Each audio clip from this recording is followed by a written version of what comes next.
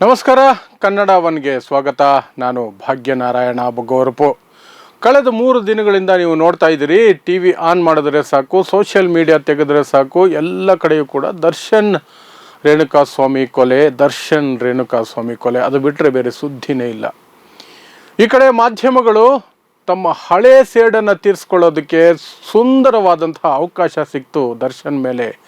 ಯಾವ ದರ್ಶನ್ ಮಾಧ್ಯಮಗಳನ್ನು ಅವಾಚ್ಯವಾಗಿ ನಿಂದಿಸಿ ತುಂಬ ಕೆಟ್ಟ ಪದಗಳಿಂದ ಬೈದು 1 ವರ್ಷದವರೆಗೆ ಮಾಧ್ಯಮಗಳು ಆತನನ್ನು ಬ್ಯಾನ್ ಮಾಡಿಟ್ಟಿತ್ತು. ದರ್ಶನನನ್ನು 1 ವರ್ಷ ಮಾಧ್ಯಮಗಳು ಬ್ಯಾನ್ ಮಾಡಿತ್ತು. ಆ ನಂತರ ಕಾಟೇರ ಸಿನಿಮಾ ಸಂದರ್ಭದಲ್ಲಿ, ಕಳೆದ ವರ್ಷ ನವೆಂಬರ್ ಸಂದರ್ಭದಲ್ಲಿ ಕಾಟೇರ ಸಿನಿಮಾದ ಪ್ರಚಾರದ ಕಾರಣಕ್ಕಾಗಿ ದರ್ಶನ್ ವಿಷಾದವನ್ನು ವ್ಯಕ್ತಪಡಿಸಿ ಮಾಧ್ಯಮಗಳ ಮುಂದೆ ಬಂದು ಸಹಕಾರ ಕೋರಿದ್ದಕ್ಕೆ ಮತ್ತೆ ಮಾಧ್ಯಮಗಳು ದರ್ಶನ್ನ ಸುದ್ದಿಯನ್ನು ಪ್ರಸಾರ ಮಾಡೋದಕ್ಕೆ ಆರಂಭಿಸಿದ್ರು. ಅದಕ್ಕೆ ಒಳ್ಳೆ ಅವಕಾಶ ಸಿಕ್ತು ದರ್ಶನ್ ಮೇಲೆ ಸೇಡು ತೀರಿಸ್ಕೊಳ್ಳೋದಕ್ಕೆ ಅಂತ ಎಲ್ಲ ಮಾಧ್ಯಮಗಳು ಕೂಡ ಮುಗಿಬಿದ್ದಿದೆ. ಅದನ್ನು ನಾವು ಗಮನಿಸ್ತಾ ಇದ್ದೀವಿ. ಅದರಲ್ಲಿ ಅವರ ಉದ್ದೇಶ ಏನೇ ಇರಬಹುದು, ಆದರೆ ಅವನು ಮಾಡಿರುವಂತಹ ಹಲ್ಕ ಕೆಲಸಕ್ಕೆ ಅವನಿಗೆ ಕೊಡ್ತಾ ಇರುವಂತಹ ಮರ್ಯಾದೆ ಸರಿಯಾಗೇ ಇದೆ. ಮಾಧ್ಯಮಗಳು ಏನು ಉಗೀತಾ ಇದ್ದಾರೆ, ಯಾವೆಲ್ಲ ರೀತಿಯಲ್ಲಿ ಅವನನ್ನು ಟೀಕೆ ಮಾಡ್ತಿದ್ದಾರೆ, ಅವನ ಮೇಲೆ ದಾಳಿ ಮಾಡ್ತಿದ್ದಾರೆ, ಎಲ್ಲವೂ ಕೂಡ ಸರಿ ಇದೆ. ಯಾಕಂದರೆ ಅವನು ಮನುಷ್ಯತ್ವ ಇಲ್ಲದಂತಹ ಒಂದು ಕೆಲಸವನ್ನು ಮಾಡಿದ್ದಾನೆ. ಯಾರೋ ಒಬ್ಬರು ತನ್ನ ಗೆಳತಿನೋ 2ನೇ ಹೆಂಡತಿ ಅಂತ ಅನ್ಸ್ಕೊಂಡಿರೋಳಿಗೆ ಒಂದು ಅವಾಚ್ಯವಾದಂತಹ ಮೆಸೇಜನ್ನು, ಅಶ್ಲೀಲವಾದಂತಹ ಮೆಸೇಜನ್ನು ಕಳಿಸಿದರೆ ಅದಕ್ಕೆ ಸಿಂಪಲ್ ಸೊಲ್ಯೂಷನ್ ಇತ್ತು. ಒಂದು ಸಣ್ಣ ಕಂಪ್ಲೇಂಟ್ ಕೊಟ್ಟಿದ್ರೆ ಆ ಪೊಲೀಸರೇ ಅವನಿಗೆ ಒಂದು ಗತಿ ಕಾಣಿಸಿರೋರು, ಅವನಿಗೆ ಯಾವ ಶಿಕ್ಷೆ ಕೊಡಬೇಕೋ ಅದನ್ನು ಕೊಟ್ಟಿರೋರು, ಅವನು ಕೂಡ ಬಾಯಿ ಮುಚ್ಕೊಂಡಿರೋ ರೀತಿಯಲ್ಲಿ ಪರಿಸ್ಥಿತಿ ನಿಭಾಯಿಸ್ಕೊಂಡು ನೆಮ್ಮದಿಯಾಗಿ ಹೋಗ್ಬೋದಾಗಿತ್ತು. ಆದರೆ ದರ್ಶನ್ದು ಪಾಳೆಗಾರಿಕೆ ಮನಸ್ಥಿತಿ ಅಲ್ವಾ. ಏಯ್ ಬಂಡ್ರೋ ಹೋಗ್ರೋ, ಏಯ್ ನಾನು ಅನ್ನುವಂತಹ ದುರಂಕಾರ ಇತ್ತಲ್ಲ, ಅದಕ್ಕೆ ಪ್ರತಿಯಾಗಿ ತನ್ನ ಪವರ್ ತೋರಿಸ್ಬೇಕು ಅಂತ ತನ್ನದೇ ಅಭಿಮಾನಿಯನ್ನು ಚಿತ್ರದುರ್ಗದಿಂದ ಕಿಡ್ನ್ಯಾಪ್ ಮಾಡಿಸಿ ಬೆಂಗಳೂರಿಗೆ ಕರೆಸ್ಕೊಂಡು ಒಂದು ಶೆಡ್ಡಲ್ಲಿ ಹಾಕಿ 24 ತಾಸು ಅವನ ಮೇಲೆ ಹಲ್ಲೆ ಮಾಡಿಸಿ, ಇವನು ಹೋಗಿ ಸ್ವತಃ ಹಲ್ಲೆ ಮಾಡಿ ಆಕೆಯನ್ನು ಕರ್ಕೊಂಡು ಹೋಗಿ ಹಲ್ಲೆ ಮಾಡಿಸಿ ಚಪ್ಪಲಿಯಲ್ಲಿ ಹೊಡೆಸಿ, ಅಷ್ಟೆಲ್ಲ ಮಾಡೋ ಅವಶ್ಯಕತೆ ಇರಲಿಲ್ಲ. ಸಣ್ಣದೊಂದು ಕಂಪ್ಲೇಂಟ್, ಸೈಬರ್ ಕ್ರೈಮ್ಗೆ ಒಂದು ಸಣ್ಣ ಕಂಪ್ಲೇಂಟ್ ಕೊಟ್ಟಿದ್ರೆ ಕತೆ ಮುಗಿದೋಗಿರೋದು. ಏನು ಆ್ಯಕ್ಷನ್ ಆಗಬೇಕು ಅದನ್ನು ತೆಗೆದುಕೊಂಡಿರೋದು. ಅದು ಕೂಡ ಸೆಲೆಬ್ರಿಟಿ ಕಡೆಯಿಂದ ಬರ್ತಾ ಇರುವಂತಹ ದೂರು ಅಂದರೆ ಪೊಲೀಸರು ಕೂಡ ತುಂಬ ಸಿನ್ಸಿಯರ್ ಆಗಿ ಸೀರಿಯಸ್ ಆಗಿ ಕೆಲಸ ಮಾಡಿರೋರು. ಅವನಿಗೆ ಯಾವ ರೀತಿ ಎಚ್ಚರಿಕೆ ಕೊಡಬೇಕು, ಶಿಕ್ಷೆ ಕೊಡಬೇಕು ಅದನ್ನು ಕೊಟ್ಟಿರೋರು. ಆದರೆ ದರ್ಶನ್ ತನ್ನ ಪಾಳೆಗಾರಿಕೆಯ ಮನಸ್ಥಿತಿಯಲ್ಲಿ ಮನುಷ್ಯರು ಒಪ್ಪಲಾರದಂತಹ ನೀಚ ಕೃತ್ಯವನ್ನು ಮಾಡಿದ್ದಾನೆ. ಅದಕ್ಕೆ ಅನುಭವಿಸ್ತಾ ಇದ್ದಾನೆ. ಅದು ಅನುಭವಿಸಲೇಬೇಕು, ಕಠಿಣ ಶಿಕ್ಷೆ ಆಗಲೇಬೇಕು. ಆದರೆ ಇದು ಮಾಧ್ಯಮಗಳು ತೋರಿಸ್ತಾ ಇದೆಯಲ್ಲ, ಇದು ಅರ್ಧಮುಖ ಅನ್ನೋಂಥದ್ದು ನನ್ನಂಥವ್ರ ಅಪವಾದ, ಅಥವಾ ನನ್ನದು ನೇರವಾಗಿ ಅಪವಾದವನ್ನು ನಾನು ಹೊರಿಸ್ತಾ ಇದ್ದೀನಿ. ಯಾಕೆ?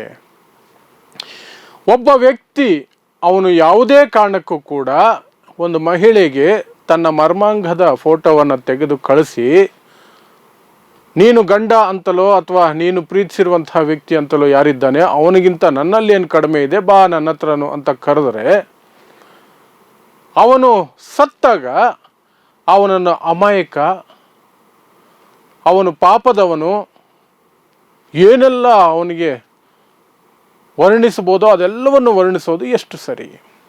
ಅವನು ಮಾಡಿರುವ ಹಲ್ಕ ಕೆಲಸವನ್ನು ಕೂಡ ಎತ್ತಿ ತೋರಿಸ್ಬೇಕಲ್ವಾ? ಸತ್ತವನು ಕೂಡ ಹಲ್ಕನೇ, ಇಂಥ ಹಲ್ಕ ಕೆಲಸ ಮಾಡಿದ್ದಾನೆ, ಅವನು ಇಂಥ ಹಲ್ಕ ಕೆಲಸವನ್ನು ಮಾಡಬಾರ್ದಿತ್ತು. ಅವನೇನು ಅಮಾಯಕ ಅಲ್ಲ, ಸಾಚ ಅಲ್ಲ, ಅವನು ಪಾಪದವನಲ್ಲ, ಅವನು ಮಾಡಿದ್ದು ಹಲ್ಕ ಕೆಲಸ. ಆದರೆ ಅದಕ್ಕೆ ಪ್ರತಿಯಾಗಿ ದರ್ಶನ್ ಮಾಡಿದ್ದು ಕೂಡ ಹಲ್ಕ ಕೆಲಸ ಅಂತ ಒತ್ತಿ ಹೇಳಬೇಕಾಗಿತ್ತು. ಆದರೆ ಒಂದು ಮಾಧ್ಯಮಗಳು ಕೂಡ ಈ ಬಗ್ಗೆ ಹೇಳ್ತಾ ಇಲ್ಲ. ಏನು ಚಿತ್ರದುರ್ಗಕ್ಕೆ ಹೋಗ್ತಾರೆ, ಅಲ್ಲಿ ಅವರ ಫ್ಯಾಮಿಲಿಯನ್ನು ಇಂಟರ್ವ್ಯೂ ಮಾಡ್ತಾರೆ. ಆ ಇಂಟರ್ವ್ಯೂ ಸಂದರ್ಭದಲ್ಲಿ ಕೂಡ ನಿಮ್ಮ ಮಗ ಇಂಥ ಹಲ್ಕ ಕೆಲಸ ಮಾಡಿದ್ನಲ್ಲ, ಇದರ ಬಗ್ಗೆ ನಿಮ್ಮ ಪ್ರತಿಕ್ರಿಯೆ ಏನು ಅಂತ ಕೇಳುವಂತಹ ಗೋಜಿಗೆ ಹೋಗಿಲ್ಲ. ಇವರು ಸ್ಟುಡಿಯೋದಲ್ಲಿ ಕೂತ್ಕೊಂಡು ಕೂಡ ಈ ಸತ್ತಂತಹ ರೇಣುಕಾಸ್ವಾಮಿ ಅನ್ನುವಂತಹ ವ್ಯಕ್ತಿ ಇದನ್ನಲ್ಲ, ಅವನು ಇಂಥ ಹಲ್ಕ ಕೆಲಸವನ್ನು, ಅಶ್ಲೀಲ ಮೆಸೇಜ್ಗಳನ್ನು ಕಳಿಸೋದು, ಗುಪ್ತಾಂಗದ ಚಿತ್ರವನ್ನು ತೆಗೆದು ಕಳಿಸಿರುವಂತಹದ್ದು ಪವಿತ್ರ ಗೌಡಗೆ, ಅದರ ಬಗ್ಗೆ ಮಾತೇ ಇಲ್ಲ. ಕೇವಲ ದರ್ಶನ್ ಮೇಲೆ ಅಟ್ಯಾಕ್. ಎಸ್, ದರ್ಶನ್ ಮಾಡಿರುವಂತಹದ್ದು ಹಲ್ಕ ಕೆಲಸ, ಮನುಷ್ಯರು ಒಪ್ಪಲಾರದಂತಹ ಕೆಲಸ. ಅದು ಸಣ್ಣದಾಗಿ ಹೋಗಬಹುದಾದಂತಹ ಒಂದು ಸೈಬರ್ ಕ್ರೈಮ್ ವಿಚಾರವನ್ನು ಒಂದು ಕೊಲೆಯಾಗಿ ಪರಿವರ್ತನೆ ಆಗೋದಕ್ಕೆ ದರ್ಶನ್ ಕೂಡ ಮೂಲ ಕಾರಣ ಅಂತ ನೇರವಾಗಿ ಹೇಳ್ಬೋದು. ಅವನಿಗೆ ಕಠಿಣ ಶಿಕ್ಷೆ ಆಗಬೇಕು. ಮತ್ತೆ ಹೇಳ್ತಿದ್ದೀನಿ, ಕಠಿಣ ಶಿಕ್ಷೆ ದರ್ಶನ್ಗಾಗಬೇಕು. ದರ್ಶನ್ ಮಾಡಿರುವಂಥದ್ದು ಹಲ್ಕ ಕೆಲಸನೇ. ಆದರೆ ಸತ್ತವನನ್ನು ಹುತಾತ್ಮನ ರೀತಿಯಲ್ಲಿ ಬಿಂಬಿಸ್ತಾ ಇದ್ದೀರಲ್ಲ, ಅದು ಯಾಕೆ? ಅವನು ಬಜರಂಗ ದಳದ ಒಬ್ಬ ಕಾರ್ಯಕರ್ತ ಆಗಿದ್ದ ಅನ್ನುವಂಥ ಕಾರಣಕ್ಕಾಗ ನಿಮ್ಮ ಸಂಘಿ ಮನಸ್ಥಿತಿಗಳು ಎಚ್ಚರಗೊಂಡು ಬಿಡ್ತಾ ಮೀಡಿಯಾಗಳಲ್ಲಿ, ಸ್ಟುಡಿಯೋಗಳಲ್ಲಿ ಕೂತ್ಕೊಂಡು ಆ ಕಾರಣಕ್ಕಾಗಿ ಮಾಡ್ತಿರುವಂತಹದ, ಅಥವಾ ಆ ಸತ್ತವನ ಜಾತಿಯ ಕಾರಣಕ್ಕಾಗಿ ಮಾಡ್ತಿರುವಂತಹದ್ದ? ಅಲ್ಲಿ ಆ ಜಾತಿಯ ಸಂಘಟನೆಗಳು ಮಾಡ್ತಿರುವಂತಹ ಹೋರಾಟಗಳು ಏನು, ಎಂತೆಂತಹ ಘಟನೆಗಳು, ಎಂತೆಂಥ ದೌರ್ಜನ್ಯಗಳು ಹೆಣ್ಮಕ್ಳ ಮೇಲೆ ನಡೆದಾಗಲೂ ಕೂಡ ಆ ಸಮಾಜ ಏನಿದೆ, ಸತ್ತವನ ಸಮಾಜ ಇದೆಯಲ್ಲ, ಇವತ್ತು ಪ್ರತಿಭಟನೆ ಮಾಡ್ತಾ ಇದ್ದಾರಲ್ಲ, ಸಮಾಜದ ಹೆಸರಿನಲ್ಲಿ, ಜಾತಿ ಹೆಸರಿನಲ್ಲಿ ಅವರು ಚಕಾರ ಎತ್ತಿದಂತಹ ಸಮುದಾಯ ಅಲ್ಲ, ಸಮಾಜ ಅಲ್ಲ. ಹಿಂದುತ್ವದ ಹೆಸರಿನಲ್ಲಿ ಸೈಲೆಂಟ್ ಆಗಿಬಿಡೋದು. ಯಾರಾದರೂ ಕೊಲೆ ಆದರೆ ಕೊಲೆ ಮಾಡಿದವನು ಮುಸ್ಲಿಂ ಆಗಿದ್ರೆ ಮಾತ್ರ ಪೌರುಷ ಉಕ್ಕುವಂತಹ ಸಮುದಾಯದಿಂದ ಬಂದಂತಹ ವ್ಯಕ್ತಿಗಳು, ಅಂತಹ ಮನಸ್ಥಿತಿಯ ಜನ ಇವತ್ತು ಪ್ರತಿಭಟನೆ ಮಾಡ್ತಿದ್ದಾರೆ. ಅದಕ್ಕೆ ಕಾರಣ ಒಂದು ವ್ಯಕ್ತಿಯ ಜೀವ ವಿನಾಕಾರಣ ಹೋಗಿದೆ ಅನ್ನೋದಲ್ಲ, ತಮ್ಮ ಜಾತಿಯ ವ್ಯಕ್ತಿಯ ಜೀವ ಹೋಗಿದೆ ಅನ್ನುವ ಕಾರಣಕ್ಕಾಗಿ ಅಲ್ಲಿ ಪ್ರತಿಭಟನೆಗಳನ್ನು ಮಾಡ್ತಿದ್ದಾರೆ. ಆತ ಬಜರಂಗ ದಳದ ಒಬ್ಬ ಮಾಜಿ ಸದಸ್ಯ ಅಂತೆ, ಅಥವಾ ಮಾಜಿನೋ ಸಕ್ರಿಯ ಸದಸ್ಯನೋ ಯಾರಿಗೂ ಗೊತ್ತಿಲ್ಲ, ಅದು ಸ್ಪಷ್ಟತೆ ಇಲ್ಲ. ಆ ಕಾರಣಕ್ಕಾಗಿ ಮಾಧ್ಯಮಗಳಲ್ಲಿ ಒಂದು ಸಂಘಿ ಮನಸ್ಥಿತಿ, ಅವನು ಕೊಲೆ ಆಗೋದ್ನಲ್ಲ ಅನ್ನುವಂತಹ ಸಂಕಟ ಈ ಸಂಘಿ ಮನಸ್ಥಿತಿಗಳಿಗೆ ಕಾಡ್ತಿದೆಯೋ ಗೊತ್ತಿಲ್ಲ. ಸತ್ತವನು ಸಾಚ ಅಲ್ಲ, ಅಮಾಯಕ ಅಲ್ಲ, ಪಾಪದವನಲ್ಲ. ಇವರು ಬಿಂಬಿಸ್ತಾ ಇರುವಂತಹ ಎಲ್ಲವೂ ಕೂಡ ಸುಳ್ಳು. ಅವನು ಹಲ್ಕ ಕೆಲಸ ಮಾಡಿದ್ದಾನೆ, ಮಣ್ಣು ತಿನ್ನೋ ಕೆಲಸ ಮಾಡಿದ್ದಾನೆ. ಅದಕ್ಕೆ ಪ್ರತಿಯಾಗಿ ಅದಕ್ಕಿಂತ ಹೆಚ್ಚಿನ ಮಣ್ಣು ತಿನ್ನುವಂತಹ ಹಲ್ಕಾತನವನ್ನು ದರ್ಶನ್ ತೋರಿಸಿದ್ದಾನೆ. ಇಬ್ಬರೂ ಕೂಡ ಹಲ್ಕಗಳೇ. ಸತ್ತವನು ಹಲ್ಕ, ಕೊಂದವನು ಹಲ್ಕಾನೆ. ಈ ರೀತಿಯಾಗಿ ನೀವು ಸುದ್ದಿ ಪ್ರಸಾರ ಮಾಡೋದಕ್ಕೆ ಏನು ರೋಗ ನಿಮಗೆ? ಈ ರೀತಿಯಾದಂತಹ ಪಕ್ಷಪಾತದ ಅಥವಾ ದುರುದ್ದೇಶದ ನಾವು ಇಟ್ಕೊಂಡು TRPಗಾಗಿ ಜನರು ಯಾವ ಕಡೆ ಸುದ್ದಿ ಮಾಡಿದ್ರೆ ಹೆಚ್ಚು ನೋಡ್ತಾರೆ ಅನ್ನುವಂತಹದ್ದನ್ನೇ ಮನಸ್ಸಲ್ಲಿ ಇಟ್ಕೊಂಡು ಸತ್ತವನನ್ನು, ಹಲ್ಕ ಕೆಲಸ ಮಾಡಿದ್ದವನನ್ನು ಹುತಾತ್ಮನ ರೀತಿಯಲ್ಲಿ ಬಿಂಬಿಸ್ತಾ ಇರುವಂತಹದ್ದು ಏನು? 24 hours ಅವನ ಒಂದು ಮೆಸೇಜನ್ನು ಕೂಡ ಇವ್ರಿಗೆ ಎಷ್ಟೆಲ್ಲ ಇನ್ಸೈಡ್ ಡೀಟೇಲ್ಗಳು ತೆಗಿತಾರೆ. ದರ್ಶನ್ ಅಲ್ಲೋಗಿದ್ದ, ಅಲ್ಲಿ ಫೋನ್ ಮಾಡಿದ್ದ, ಇವನಿಗೆ ಫೋನ್ ಮಾಡಿದ್ದ, 15 ಲಕ್ಷ ಅವ್ರಿಗೆ ಕೊಟ್ಟಿದ್ದ, 5 ಲಕ್ಷ ಇವ್ರಿಗೆ ಕೊಟ್ಟಿದ್ದ, ಪೊಲೀಸರಿಗೆ 40 ಲಕ್ಷ, ಪೊಲೀಸರನ್ನು ಕೊಂಡ್ಕೊಳ್ಳುವಂತಹ ಪ್ರಯತ್ನ ಆಯಿತು, ವೈದ್ಯರನ್ನು ಕೊಂಡ್ಕೊಳ್ಳುವಂತಹ ಪ್ರಯತ್ನ ಆಯಿತು. ಪೋಸ್ಟ್ ಮಾರ್ಟಮ್ ವಿಚಾರದಲ್ಲಿ ಏನೆಲ್ಲ ಇನ್ಸೈಡ್ ವಿಚಾರಗಳನ್ನು ತೆಗೆದುಕೊಂಡು ಬರೋರಿಗೆ ಇವ್ರಿಗೆ ಇನ್ನೂ ಕೂಡ ಆ ರೇಣುಕಾ ಸ್ವಾಮಿ ಅನ್ನುವಂಥವನು ಕಳಿಸಿರುವಂತಹ ಅಶ್ಲೀಲ ಮೆಸೇಜ್ಗಳು ಸಿಕ್ಕಿಲ್ವಾ? ಆ ಚಿತ್ರ ಸಿಕ್ಕಿಲ್ವಾ?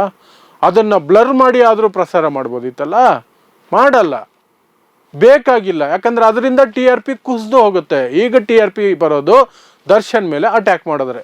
ದರ್ಶನ್ ಹಲ್ಕ ಕೆಲಸ ಮಾಡಿದ್ದಾನೆ, ಸರಿ. ಸತ್ಯವನ್ನು ಸಂಪೂರ್ಣವಾಗಿ ತೋರಿಸಿ, ಎರಡೂ ಕಡೆಯ ಸತ್ಯವನ್ನ, ಎರಡೂ ಕಡೆಯ ದುರಾಚಾರವನ್ನ, ಎರಡೂ ಕಡೆಯ ನೀಚತನವನ್ನ ಸಮನಾಗಿ ತೋರಿಸಿ. ಅದು ಸಾಧ್ಯ ಇಲ್ಲ ಈ ಮಾಧ್ಯಮಗಳಿಂದ. ಆ ಸಮುದಾಯದ ಏನು ನಾಯಕರು ಅಂತ ಕರೆಸ್ಕೊಳ್ತಿರುವಂಥವ್ರು, ಪ್ರತಿಭಟನೆ ಮಾಡ್ತಿರೋರು ಕೂಡ ಎಷ್ಟೆಲ್ಲ ಕೊಲೆಗಳು ನಡೆದಿದ್ದಾವೆ ಕರ್ನಾಟಕದಲ್ಲಿ, ಹೆಣ್ಮಕ್ಳ ಮೇಲೆ ಎಂತೆಲ್ಲ ರೇಪುಗಳು ನಡೆದಿದ್ದಾವೆ, ಕೊಲೆಗಳು ನಡೆದಿದ್ದಾವೆ. ಯಾವತ್ತೂ ಕೂಡ ಕೊಂದವನು ಮುಸ್ಲಿಂ ಅಲ್ಲದೆ ಹೋದರೆ ಅವ್ರು ಯಾರಾದರೂ ಒಂದು ದಿನ ಆದರೂ ಕೂಡ ಬೀದಿಗೆ ಬಂದಿದ್ದೀರಾ? This is utter nonsense. Darshan ಮಾಡಿರುವಂತಹ ಹಲ್ಕ ಕೆಲಸವನ್ನು ತೋರಿಸ್ತಾ ಇದ್ದೀರಿ, ಸಂತೋಷ. ಅವನಿಗೆ ಕಠಿಣವಾದಂತಹ ಶಿಕ್ಷೆ ಆಗಬೇಕು, ಸಂತೋಷ. ಆದರೆ ಈ ರೇಣುಕಾ ಸ್ವಾಮಿ ಅನ್ನುವಂತಹ ಸತ್ತವನಿದಾನಲ್ಲ, ಅವನು ಹಲ್ಕ ಕೆಲಸ ಮಾಡಿದ್ದಾನೆ. ಅಂತಹ ಹಲ್ಕ ಕೆಲಸವನ್ನು ಬೇರೆ ಯಾರು ಮಾಡಬೇಡ್ರಿ, ಇಂತಹ ಸನ್ನಿವೇಶಗಳಿಗೆ ಆಹ್ವಾನ ಕೊಡುವಂತಹ ಸಾಧ್ಯತೆ ಇರುತ್ತೆ ಅಂತ ಕೂಡ ಹೇಳಬೇಕು. ಅದು ಮಾಧ್ಯಮ. ಎಲ್ಲವನ್ನೂ ಕೂಡ ನ್ಯಾಯಯುತವಾಗಿ ವಿವರಿಸಬೇಕು, ಅದು ಮಾಧ್ಯಮ. 10 ವರ್ಷಗಳಿಂದ ಮಾರ್ಕೊಂಡು ಬದುಕ್ತಾ ಇರುವಂತಹ ಈ ಮಾಧ್ಯಮಗಳಿಂದ ಅದನ್ನು ನಿರೀಕ್ಷೆ ಮಾಡೋಕ್ಕೆ ಸಾಧ್ಯ ಇಲ್ಲ. ಹಾಗಾಗಿ ನಮ್ಮಂತಹ ಮಾಧ್ಯಮಗಳು ಅದನ್ನು ಹೇಳುವಂತಹ ಅನಿವಾರ್ಯತೆ ಇದೆ. ಅದಕ್ಕೆ ನಾನು ಹೇಳ್ತಾ ಇದ್ದೀನಿ, ಇವತ್ತು ರೇಣುಕಾ ಸ್ವಾಮಿ ಅನ್ನುವಂತಹ ಸತ್ತವನಿದಾನಲ್ಲ, ಅವನು ಸಾಚ ಅಲ್ಲ, ಅಮಾಯಕ ಅಲ್ಲ, ಅವನು ಪಾಪದವನಲ್ಲ, ಅವನು ಹಲ್ಕ ಕೆಲಸ ಮಾಡಿದ್ದಾನೆ. ಅದಕ್ಕೆ ಶಿಕ್ಷೆ ದರ್ಶನ್ ಏನು ಅನಾಚಾರ ಮಾಡಿದಾನೋ ಅದು ಅಲ್ಲ, ಅದು ಸೈಬರ್ ಕ್ರೈಮ್ ಆಗಿತ್ತು. ಸೈಬರ್ ಕ್ರೈಮ್ ಸಣ್ಣ ಮಟ್ಟದಲ್ಲಿ ಏನೋ ಆಗಿ ಮುಗಿದು ಹೋಗಬೇಕಾಗಿತ್ತು. ದರ್ಶನ್ ತನ್ನ ಪಾಳೆಗಾರಿಕೆಯ ಮನಸ್ಥಿತಿಯಲ್ಲಿ ಹಲ್ಕ ಕೆಲಸ ಮಾಡಿದ್ದಾನೆ, ಅವನು ಅನುಭವಿಸ್ತಾ ಇದ್ದಾನೆ, ಅನುಭವಿಸ್ತಾನೆ ಕೂಡ. ಕಠಿಣ ಶಿಕ್ಷೆ ಆಗಬೇಕು ಕೂಡ. ಇದು ಇವತ್ತಿನ ವಿಶೇಷ.